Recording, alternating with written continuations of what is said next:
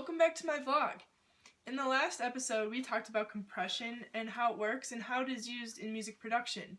Today, for my final episode of my music production physics series, we will be discussing equalization, also known as EQ.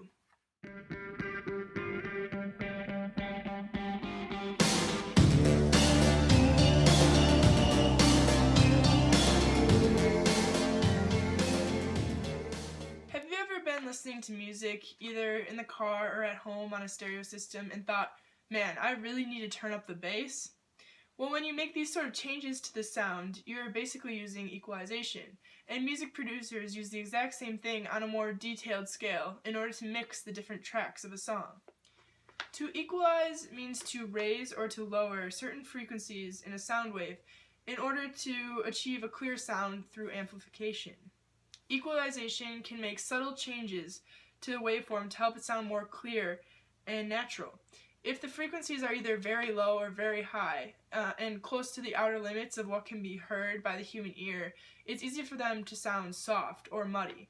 When music is played in different spaces, it can also sound completely different based on the acoustics of the room and where you are listening to it.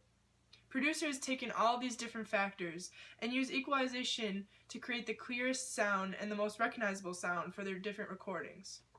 EQ can also be helpful in increasing the total output from a sound system by cutting out portions of the sound wave where feedback might occur. This is especially helpful in a live setting. At every live concert or performance, there is someone working on the soundboards and mixing the music live.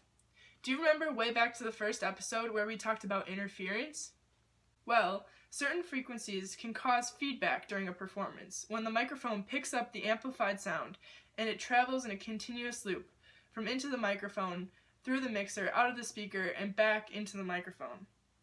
This creates the constructive interference that we talked about in that episode. The sound waves combine to create louder sounds and larger peaks in the amplitudes until eventually it all builds up to combine and create that very obnoxious screeching sound coming out of the speakers. This diagram shows how the frequencies can be manipulated so that the resulting sound being amplified is as close to possible as the input given by the performing band. The live mixer uses EQ to essentially create a destructive interference to cancel out any feedback or abnormally high frequencies. Equalization gives you control of the overall fidelity of your sound. And although it can do a lot to improve the overall quality of your track, it can't fix any major issues such as the acoustics, background noise, or distortion that might be present in an original recording. I will now play you a short piano sample.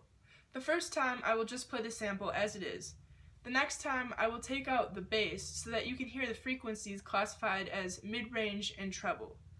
The next time, I will take out the mid-range so that you can hear the treble and bass together, and I will play it a fourth time, leaving out treble. This should help you build a better understanding of how you can shape the sound using EQ.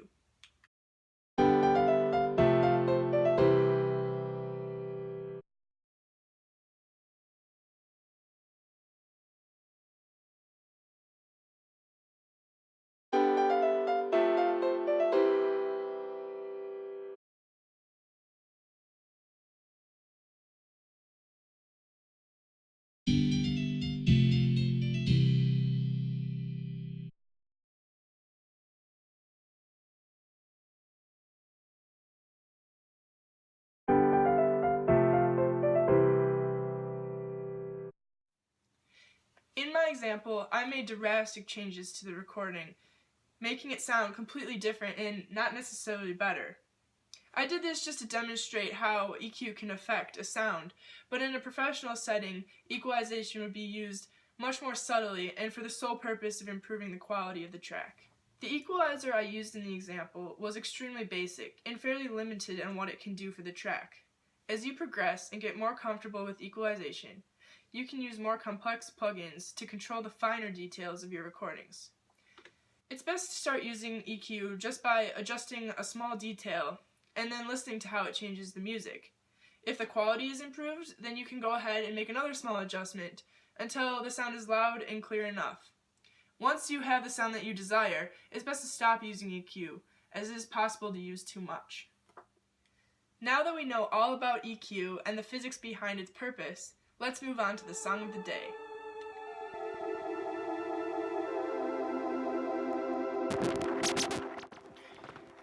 Alright guys, so everybody that knows me well knows that I'm a sucker for 80s music.